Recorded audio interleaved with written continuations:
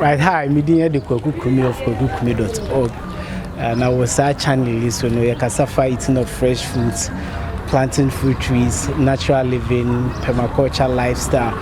No normal who do here, can go many pabra boy to said the winning no migume plastic pollution a country is na me the 33 days I see what make Kasafa this plastic mess here across Ghana here. Na enen so me de ma probo na bedu ahobrase FM me nua ba ko ha ye broadcast journalist and the Captain Kofi Tachi ono ye the morning show host. Now this guy very passionate about the environment and some of these stuff. And unti yankwa nche na yankwa je na dwenche emfa this plastic pollution ya ekos we Ghana here.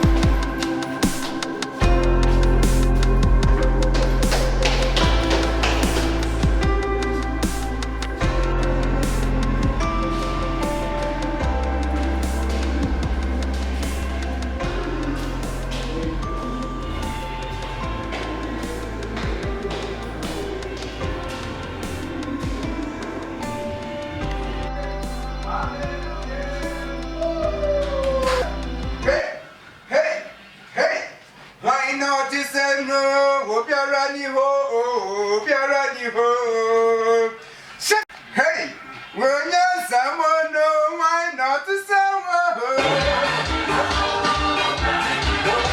Why not to someone? Why not to someone?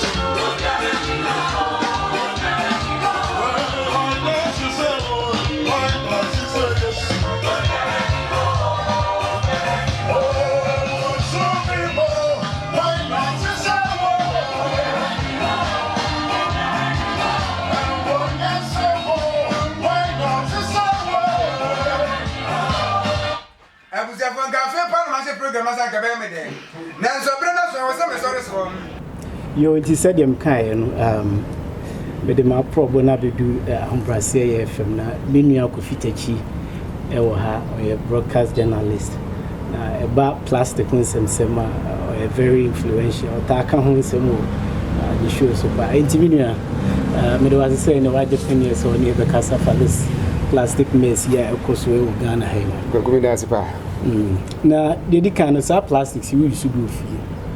Oh yeah, plastic there because abeka ni pa ya brabo nti ade ye nyina mu no meka se ye use nti yeah but they udidi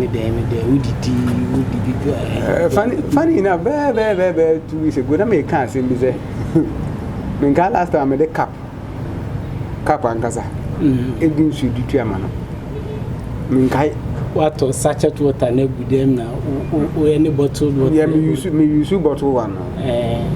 But before I use bottle, me use sachet. Ni nyina mu no. I check. Meet me I can span more than 5 years cra. I me the cap and kasa say me dey tiama. So it means say me use plastic cra no. Use you there.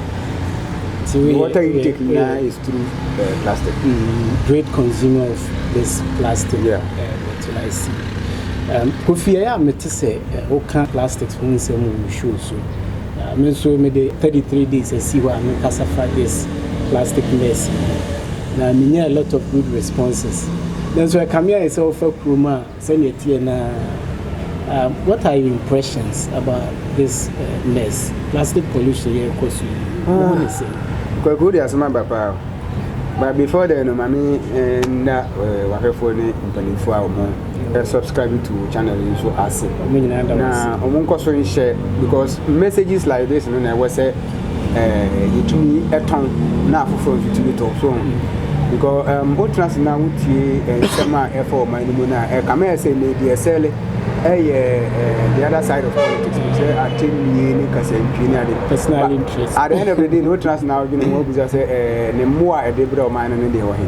So these are kind of messages me support say eton so we be say abre ya me come for man say on share video no on share on board channel no de na man for true primary channel no so no mo ma message to see say be yen nyina be born environment na yeti mu no yeti ya keep ni because say ye the left and right deeds ye papa na e born nyina to nche na nyankopon ka say me do ba asase so asase na me de e ba so no wewu ko say na wuja asase no na say state abeto no want me anche me wuja na sa all the plastics ni be say na e no nko akra no betumi de yen akọ say ye mo judgment day so environment dey ho asem here pa. Now back to your question.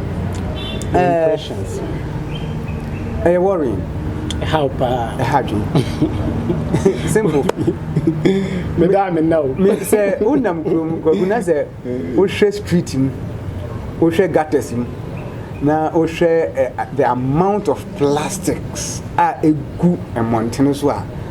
You ask yourself say why? Je look across say from 50s. Abepem neno. If we are seeing now generate about 8.3 billion tons of plastics. I mean, that's what we are. And what system? Plastics about some fans say yes, she agua dima emudro no. See yes, she gu motoma. You benya about 8 billion tons. Mami ma dey for say the whole country cocoa your target and say benya 1 million tons. And 1 billion to 8 billion. To talk of 1 billion, to talk of 8.3 billion tons. Yeah, plastics are what we are seeing them. And some plastics where you can be finding a way into the soil. Be finding a way into the seas, other streams and stuff. Make us say, oh, trans now share plastics no. A quite fast pro. And they say, cha a chewa a we are say. And the amount ni speed that you generated to do gumuna. You need that. It's as simple as that. You need that. Because kakra ye hu ni say enipa bia no within a year kakra enhwehwemu ni abenfo de abeto dwane within a year nipa ba ko bia te se kwaku to we te se meti hoi e ban plastic a de awuwadi akomu eye ye fa ne nketenkete se ya ye benya ni micro is about 700 yeah every year bia wudi komu, which means a day bia no wudi more than 2.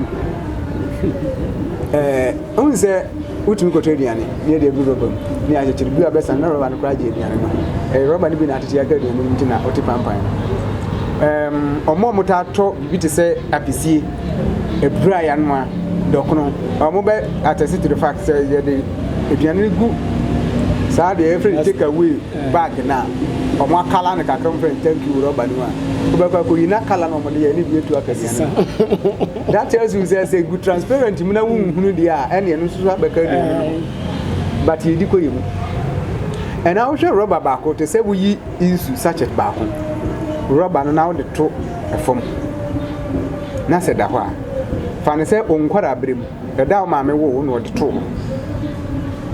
wo bewu fa ne say ubenya about 80 years ubewu na me susu ama wo say ada ubewu na awo ada ubenya 80th birthday na awo sa oba na awo no so be say na plastic so it goes beyond 2 generations. Plastic back that from say it goes beyond 2 generations. And I'm talking about plastics, don't say about 3-4 types of them. Those. And yeah had they are common. You who say plastic your friend 1 cup rubber and a bit friend a papai and this are polythene bag no money category near 1 and you wore insudiano once you know kakra and you two you wore bottle ones no bottle ones no share disposable cup now share sa insu bottle now is the difference and some bottles are more than the plastic nini na yes plastics you want some and as ameno and near you say within every year marine life mwaduma oboti plastic no every year more than 10 million to see a tikum hey ye rubber woman nsuo betwe efiri ha efiri kwama mu na bi akobo nsuo na akobo na akuduru along the line no abo bi behunu aduane bi wom obetra se obedo obekwa kohyem obewu obo na abo ne bedi obetete bi akoni yem obewu ye nyina ni mo dwan wi rubber yehu de to no so in as much as ye kele ya ni padua in as much as ye soil na generating nuane ma ye mi etumi di ni ye say no no ye marine life so we are killing it because of sa plastic na ye kan was me nti say obu say me impression sa fact we ebu ni nyina nti no e ma me hu na me hu tete ofi ensem we ama asa me ako even though me take plastic nsem abribia na so anyway Kofi say edena akose this mess it sounds some years ago na me say this plastics anyway causes ni bi ho ma meka say ni na we nipa yani ani ye sheno wo chance ba kuma nipa ene cause and meka say emra ye nyini ko ye nim na ye advance e woni di mu no na e create mess no dem all nti meka say nimdie technology all advancement and civilization that's what I wanted to say civilization cause more harm in terms of plastic pollution at the chain bibia you as in America is I go ni bie de sebe obi e try say nkana di magagu menu de ngrasifo ndi me bia kai say unkwara brim say uko school mponi we skasa fa tom bia e mo ni atigu han we did the test from my first now tuition upon chekura fa no are na even cent na answer na be do school mu a be di no cent na be ba mu ni e be ba mu no nkwa kra e no e was aroma no ho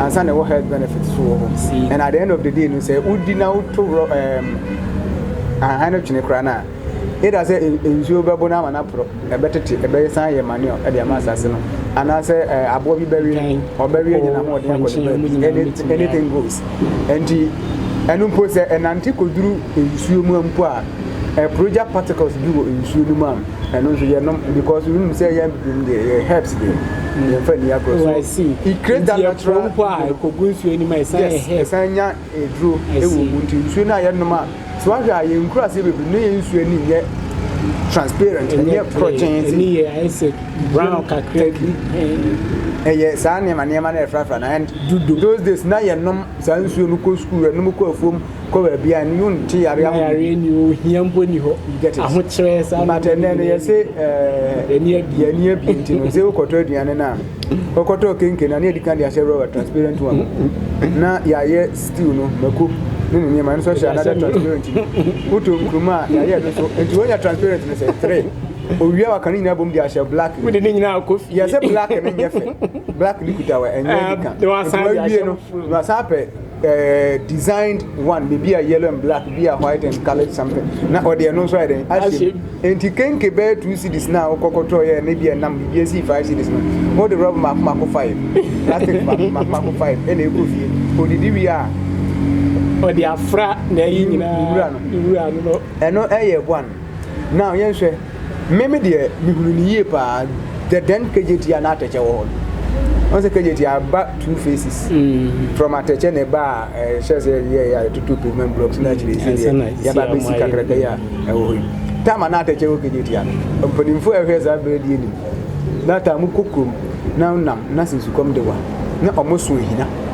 omo mutum so oso hina na ye de ade akata so na ka so nti utu ya ka no de ka na se bia ma no wa no nti no obanum nsuo the whole day won generate efiba but ani bie na America ne kola ni mo ye se nipa ba ko e cap ba ko nipa bebre e no ma no trigade enam of which true nti no ye free say ye se nipa ba ko cap ba ko nipa bebre no ma no enya hygienic no ye substitute e no with another poisonous. Them feel say we impose very simple to deal with. Sasane ye be na nka cap the wa betimi afa cap oba o sefre hina ni ma. Now the cap na ma no ase ani bi na ye kan so na abedru sa level yi say we be fa backpack dia to wechi ananti krumi na nema be se frifie dia ba no cap nka. Those days na sakra no so yenye ye nsa bebrebe ensa na nka already no yekutwa bena aketitwa nya plastic ye benwansa ni wia ye friend bi atoa snap toa those glass bottles no enu na neku o koto aye the glass ene na ebu ma o sa omo apetese glass no APC and mo unum wia no na o nya wani ma ne dia to nsuo ya hohoro obi ba na sa de ebu ama no so eno na na ewo ho bare ne co sports is here na trade disposables and some varieties bear 20 obehu no e bia ba akopɛ na ewo bottle glass bottle container ya kan na plastic bottle containers and sana what na say awotɔ kakra wa bi atwa no ye de egu disposable cup and so plastic onum wie ya no amo no what dispose enti yen system no is such that look system no to a camera here di twa yi busa wa brand is okoto camera mo no na nche box ma na she box mo no stay san de plastic obebie so no every item bia e wo box mo no san she plastic bom de she plastic to near the she box mo ye de she we near the and do be yi no be say wo components no do no the same number of plastics obey koto bicycle you have the same thing even car seats no be kona the plastic kata ho mo no it water is tie rubber it would take rubber ni ya and the system has called for it. We cannot blame but accept say we are to live with plastics. Plastic na near better. Then I'm sure say you generate more. So far 8.3 billion tons of plastics from 50s to date, and we are now generating even more. Because first and Nima na make can be brewa na can plastics but na ni na make home. Tell me machine be na better than rubber. Machine atade obekwa akoto na she rubber phone everything be bia ye disikato even sika na nkasa ye di no kra no bank phone be you na ye the plastic wrap ye tia no na ye chance ye transactions as ye tia no ye de to the die assassin and ye part of the world no bibia who come say elsewhere abrafone they know what I'm talking about. When you go to their streets, you will find abia 3 containers at a particular place. You indicate enura na beto agun say a bottle glass glass metals from container say plastics are for container say yes organic niema no so betimi apro na and compost fagu wemu ye haide e de nyina afra me na me ye wura na afri me fie no me de afra dada so and no so tunta na me ba besem because odwa ne banche owo na be or titini tomatoes niema na ompe no o de akugu ade ba kun onu krona na woti nsuo no onu mo ye bra na o ye na o huri ni tum o prepare fie ho ni nyina no plastics ya odi na ti wo de afra akura ba akwa pie glass osisa ye odi akoka wendi o ba ya zoom line container ntwa no de agum enti zoom line fo papa mbetuma ye yan so mo so be fa afri bebi si no akohwe agu ba bia akro bia wa ye friend final disposal site go there. I think so for Chirhabu. We drew on about 70% of Umura plastics. Enti, I mean, enti, a beer, a homobrobi or hampa. Using Yamidi, who are yes, we are only killing ourselves gradually by living in a system. If we say advance, I could do something better. Yes, you need to see where the minimum we are, I assume that's if you go fit the the baby be alpha one na coffee my uncle some of the effects we feel say some of the effects of these plastics now generally what are some of the effects on our health on the land and then no matter crabia which me can find the effect of plastic effect in the serious a woman are good but very dangerous. And it's an effect, you know. Long term. A long term effect. Say, they say plastics, no, echo, and within a day or two. So you move by ya, Ube, Fifi, Nima BBC, and Kaibe, dream. But enipa betumi atena asase wo esu edi ne nkwa na nyina awie ayare bia ko hospital yen find out say plastic enya nsusaso won so mintie so far say doctor bi I diagnose will be malaria, typhoid, hepatitis, whatever, and of course, plastics. But many painful to be the common say, plastic here, we share very difficult to even detect some of those things. And only the cause of these impotencies near that way, but that is why I make us say, "Kaya this year who the physical." They say even COVID-19 yeah by year gidi. I'm telling you, plastic effect is more serious than COVID-19. But a long term, you know, it will weaken your immune system to the extent say you are able to say malaria, typhoid, okay, it said the American. You get it. Oh, I see. Yeah. But rather than me fight against malaria and other diseases. I see. It's the same applies to the land. I see. So plastics ne I'm telling you, and so about assassin in your fertile. And then who do be also a year. And then names a pro within 1 year or two. It will take you more, and yet you are so about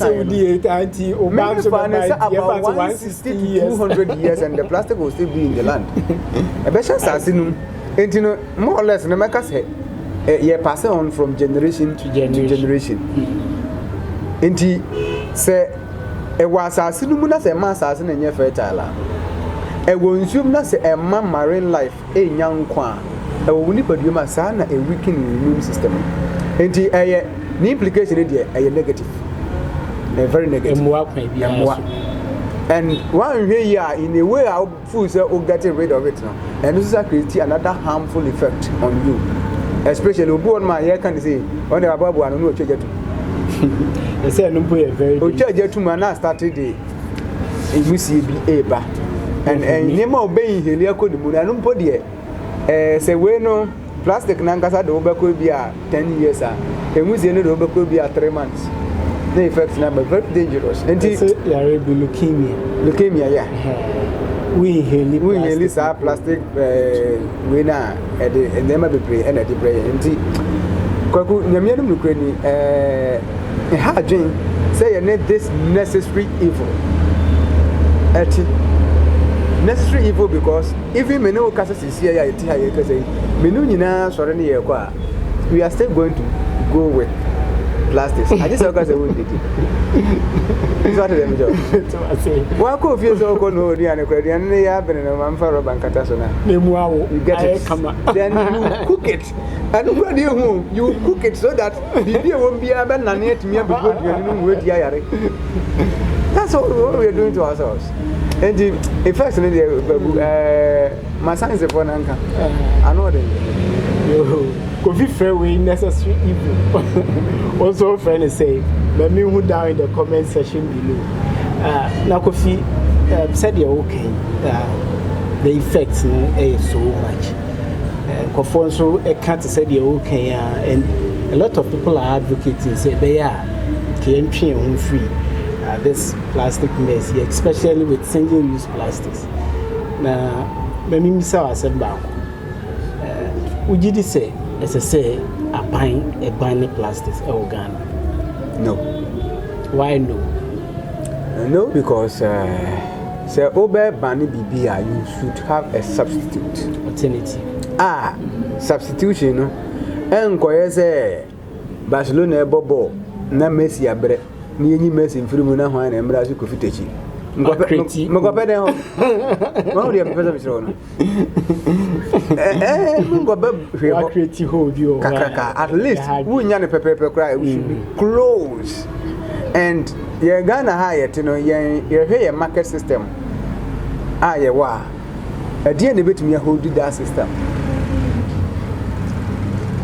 you need any alternative to very difficult plastic because you know ban plastic in the end, you know, ebekwa koye de Ghana hada bia ye ni bi ye to mre bia ne de akekere de woni bi ne ja de wo bi because me amekwa akoto dokunu 2 cedis no me plastic ne ya ba ne but papa ni V8 no rubber na akekere ho no ye de aba Ghana Kofi ana pe de masra payo no just man make no in the end no that equipment na ye disika kese ye kototo no go to our studios you will find a whole lot of equipment nini now so you import here na plastic it is a would me money no what you ban 2 cedis 50 pesos there we can't but we can minimize the use of it ti kwan be so na be minimize the use of ebi na oka no though bi be ka say nya practicable say ka bia upie na bia kura cap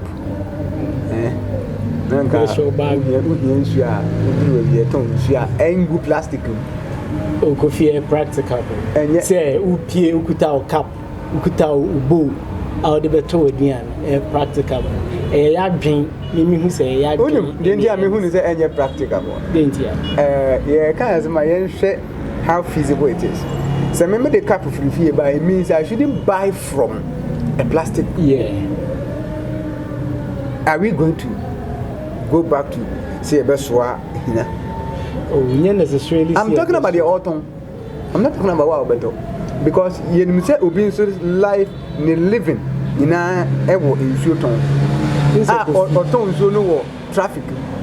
We are living in Ghana here near America, so traffic hawking a part of our lives. Into more moton insuo unam a number of women and ladies on moton insuo now so many do away with plastics. No more tongues soon what the food then you will need a bowl covered one. Our best one. We said, man, I was thinking about this. We say, sarcasm on the plastic bag. Come to me at 10 in to say a paper for no, not even necessarily paper, but paper is possible. But put the infant into that this a year, Simohaya, Mubusu, look for no dispensers. Then a bunsu any guma into me any pizza. And that's why I make the feasibility of it now. Look at the number of kind of people are more in Ghana. No, but yes, we can also do away with them because even here can put any year come home because you know what? See, Giants your tones is here.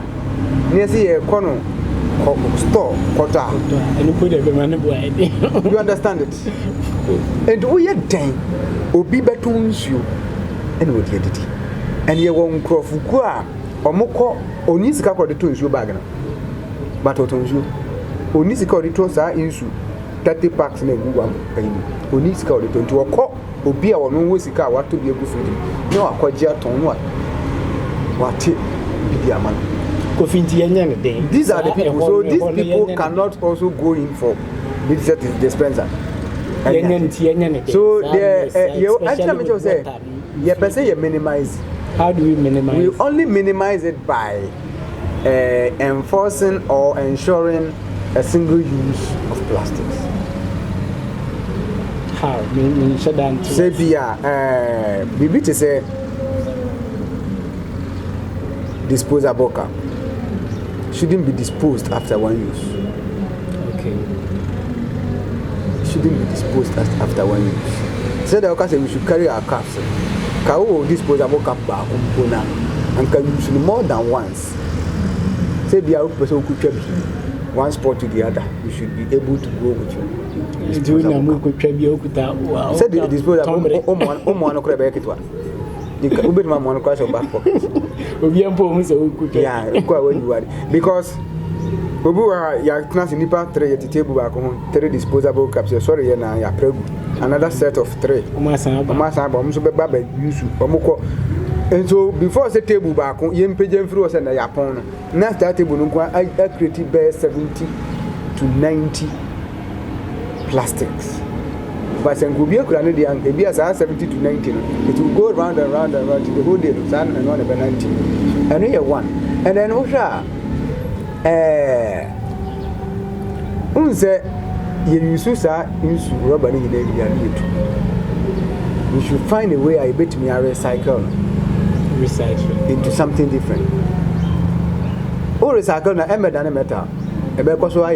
Plastic. But you know what? Minimum so touching and also so touching. Said ye who's a bit here. Say you're done in a plastic chair. A bit made more than 1 year. Not in question assassin, but we within a twinkle of an eye. So what I say? Yeah, well, a name a bit to say. They say Uncle Fokra innovative enough, say, or more to me use plastic bottles at the building. The boss be or Sabil or more to me the building. And to say who the other side of plastic new use in a way, no, we try to prevent it from going into the soil, going into the oceans. So what did they tell us?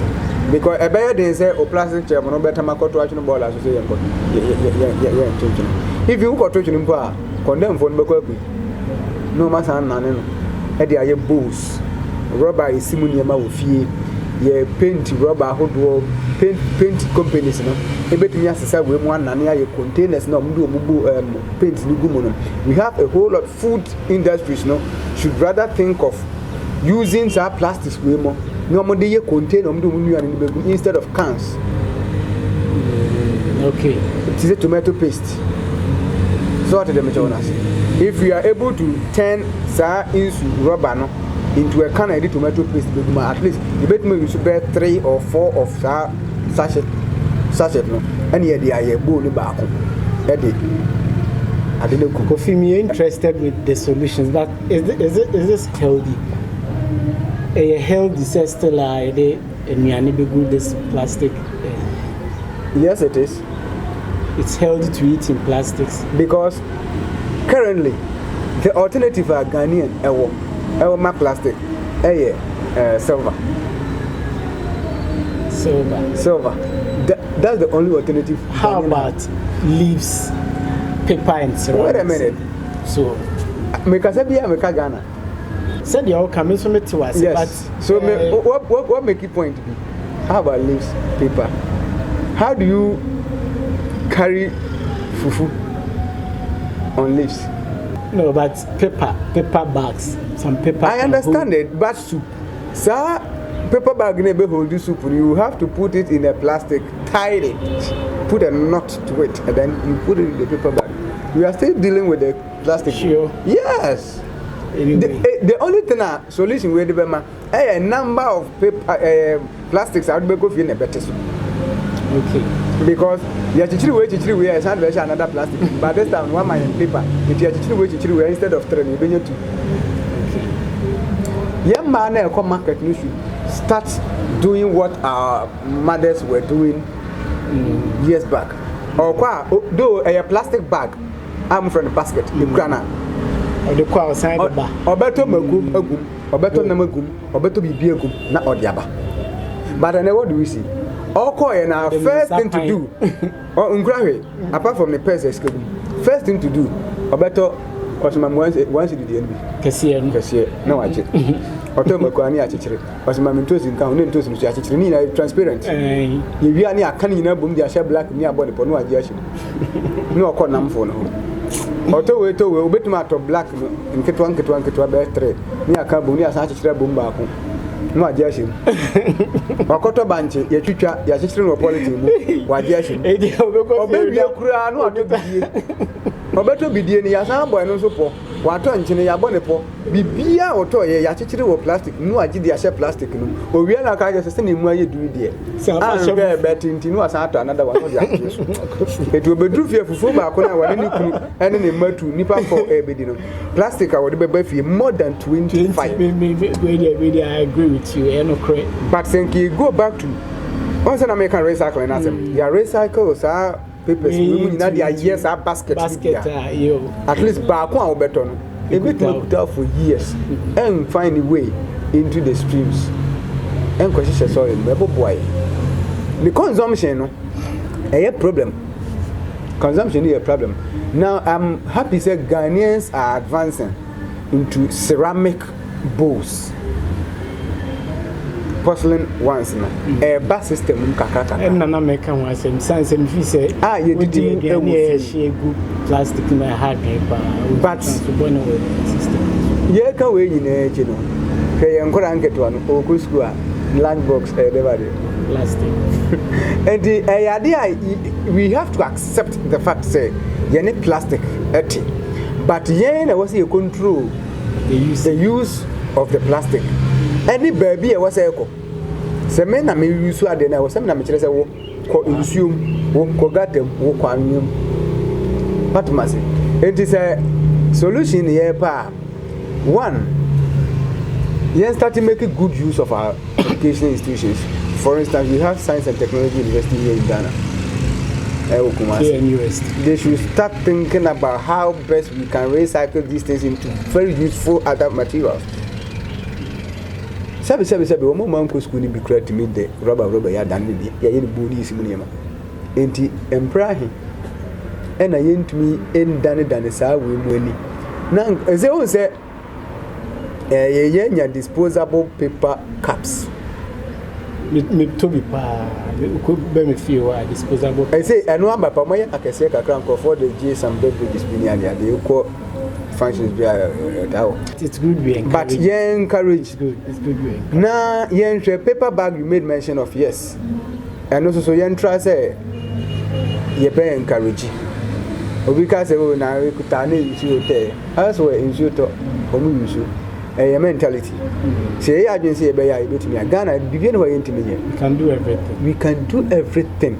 So yet me say as I say to so ndide na chese yentimi bibia. Said you can we are in control. When necessary we control enoma ukuta. We control life. And you be necessary we control normal man. And to be a wo hwe me sisi a ma me musa o say en rubber do say no wi. Me body rubber no what mase. Rubber do say no wi. Now next question be say who say dey na wo betimi aye. E dey atisa number of rubber na wo use. I believe it's a very very good question you can ask and answer for yourself. Na yen fa moa yen system and say yen asase a yetisu because you say oko yen disposal site one ma e hoye ma what they do is omo dey chin kakra gusu mdika jatu omo di jatu yeah quite fast or share ball out yes say a ball out because like I'm saying yeah we agree a bit with the ball and but near my frafra ball and emerge me also it you know say also the ball and be even fertilizer crana say be you bet me ayi plastics in every metals every no only the compost side of it no difficult yes it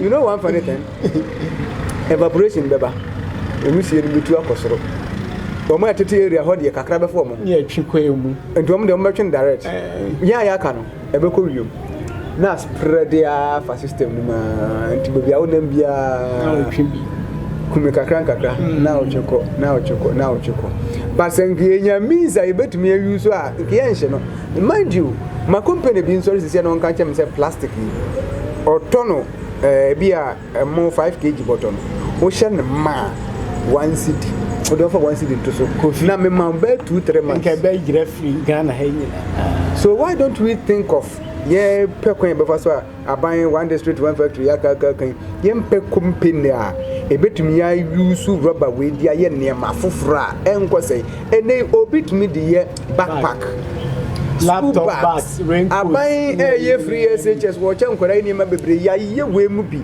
ade ye school bag me a chairman nkwara no I see even ye ton kra na in the way no ye create employment because obi so the business ni so obesesa no aton de didi obesesa plastics not ton no so de didi at the same time ye use sa plastic the year na foforo bo aban initiatives ahodo at the same time we are getting rid of plastics way system no.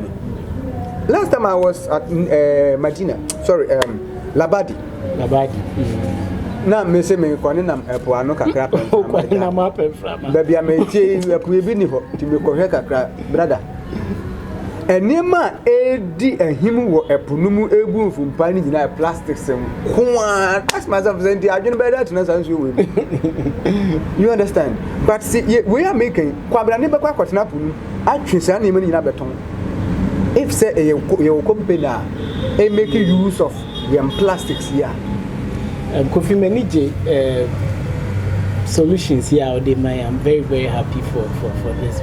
Since I'm free Ghana for this, I know man so everywhere. And so the me say me when say I buy on to me and share producers of these plastics and omunye bibim fa.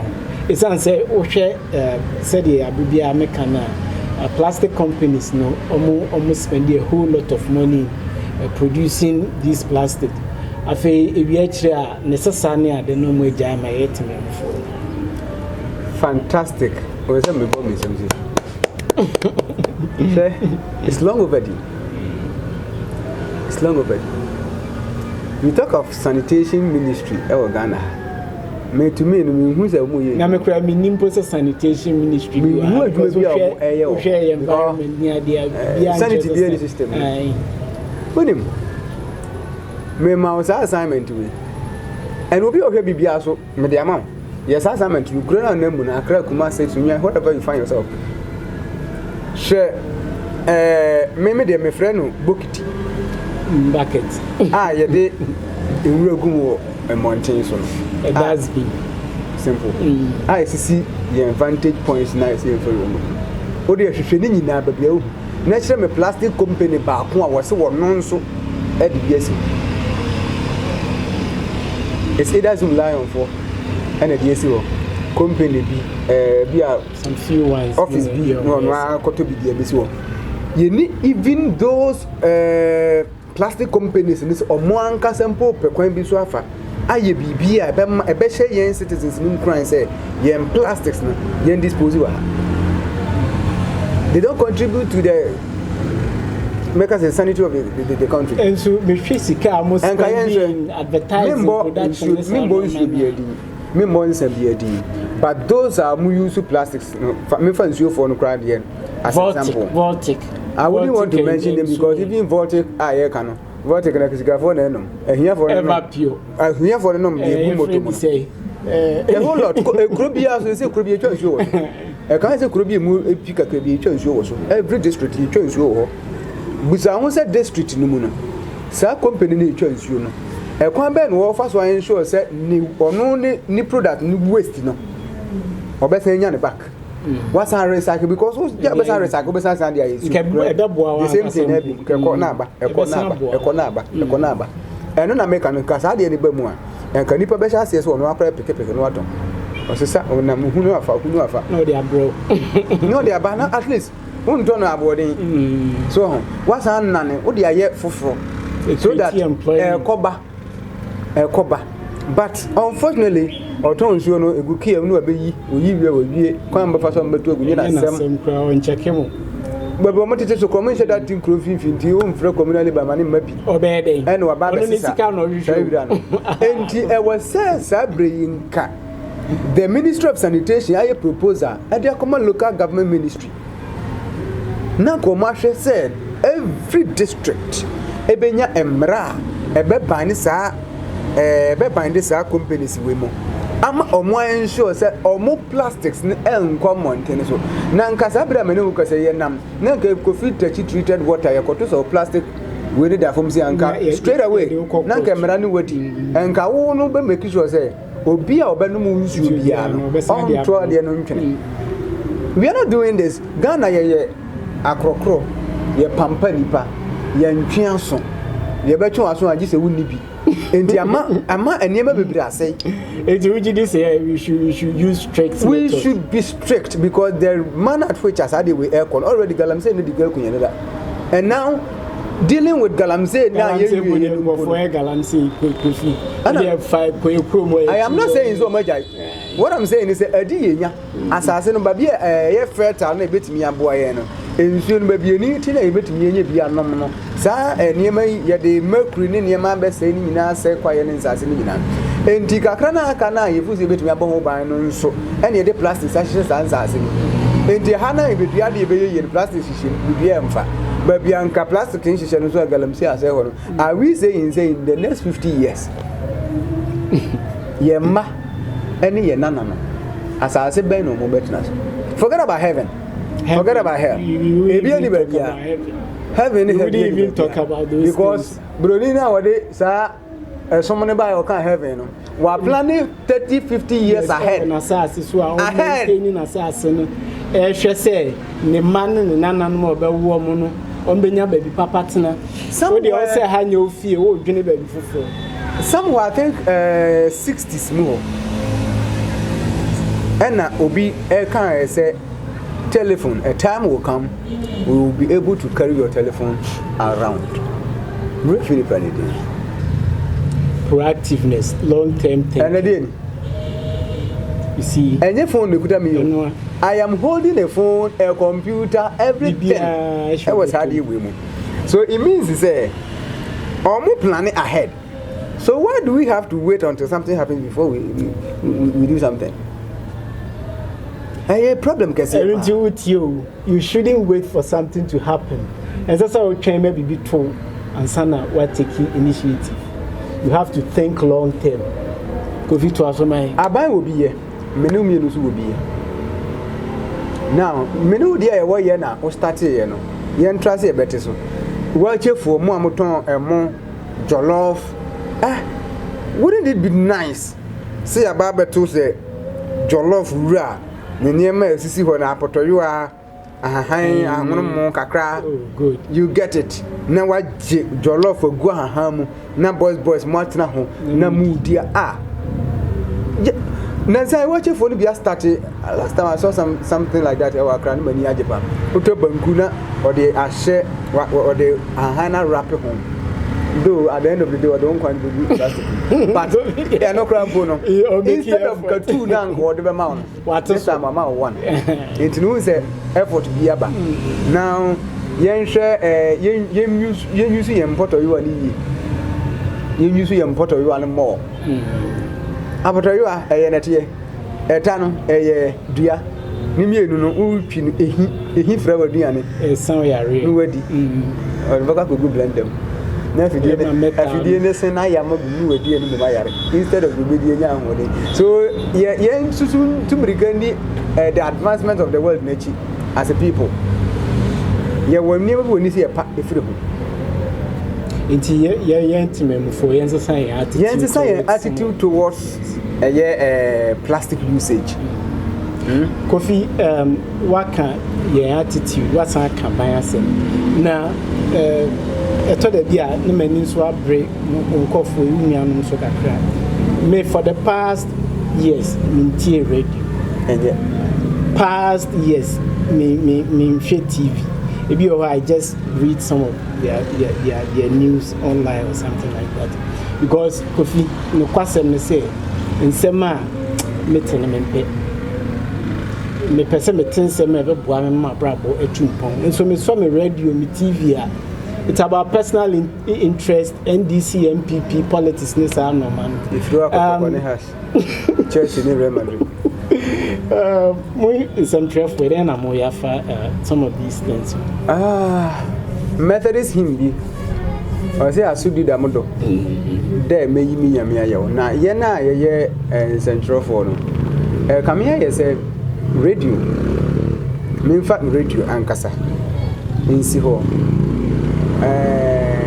sa objectives me ensa ye de ye ejuma no ye to the here pa wo no informing, education and entertaining. Yeah, we need to entertain, we need to inform, we need to educate.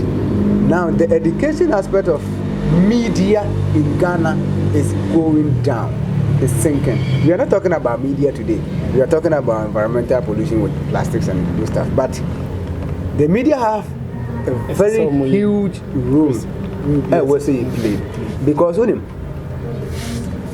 it took a media man not more than 2 minutes and what then you want the butu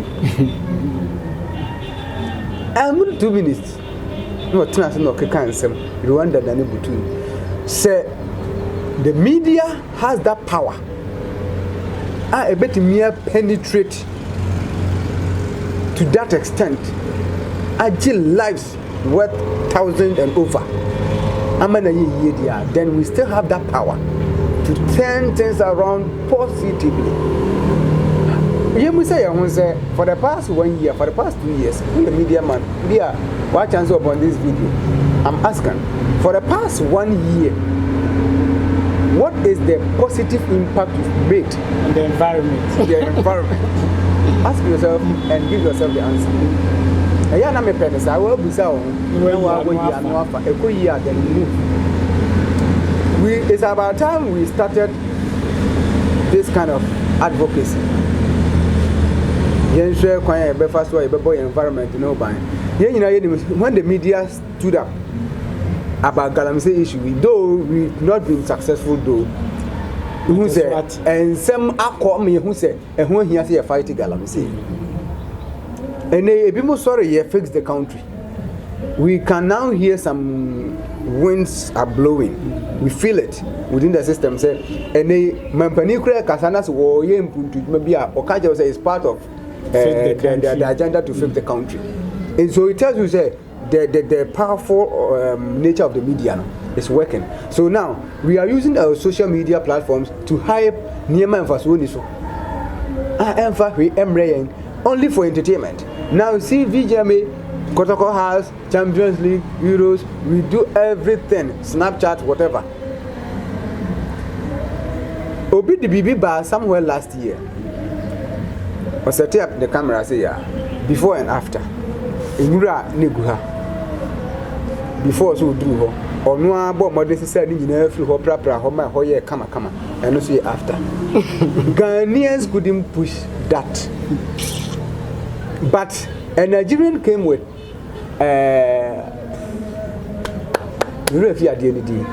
social media fund okay. My example now go.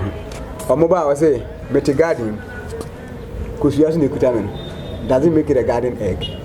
Or some kind of game beer, no mobile, or some lace. Where you lace, Okoni, to make the ball corner, doesn't make it a necklace. These things we were pushing. We were pushing for entertainment, for fun aspect. Dear, Nanka bet me a boy environment. After the election, that communal spirit and media and follow me beginning. In Saturday, near every first Saturday of every month, and near the year sanitation day. Ajegu, no media person is pushing for Saturday in Besayaba. Casabre or Sanka, ya boy sanitation ministry need to ja. And can what dinner a D at Temono, and what dinner a D bootlicking. And what dinner a unnecessary politics, and can you design what dinner pushy? Emma Sam Crawford will move sorry, those in authority are sorry, and no more she share Marakama at the brain, and we would protect the environment we are living in. Into the media, and the America say, when it comes to plastic pollution, we have woefully failed. We have woefully failed, and it's about time we started setting up, and then you try to say in our own innovative way, make me educate the public. They rely on us for information. They rely on us for entertainment. They rely on us for education. And so more rely on us there. Whatever your teacher comes to teach, you learn. So whatever we put out there, they will follow.